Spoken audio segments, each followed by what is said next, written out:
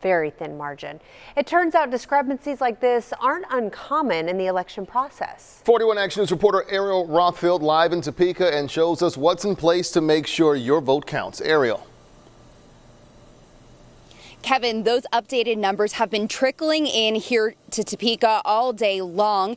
Now, those numbers are not official just yet, but they have been coming under scrutiny because of just how close this race has become. With the race for the Republican gubernatorial nominee closer than ever, we went to Topeka to find out what safeguards are in place to make sure your vote is counted. It is not uncommon during the verification process for discrepancies to be made. Brian Caskey is the state director of elections.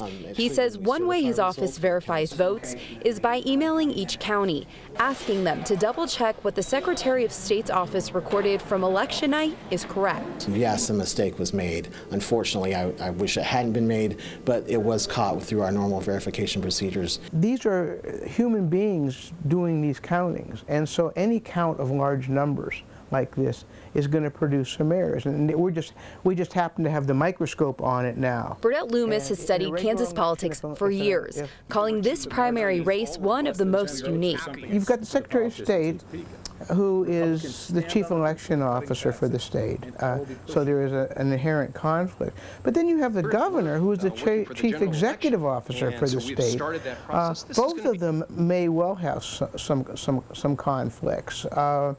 And how you parse this out, I have no idea. If you were to ask Governor Jeff Collier, it's through a recusal. His campaign sending this letter to Chris Kobach, calling on him to recuse himself from providing election advice to counties. I think what that said to Kobach is, I'm not rolling over for you, bub. You know, this is, you think you're tough, I can be tough too. And so that makes me feel that, again, the interests of the party and the two principal people are, they're not in line yet, and they may not be in line for quite a while. And as we're looking at this.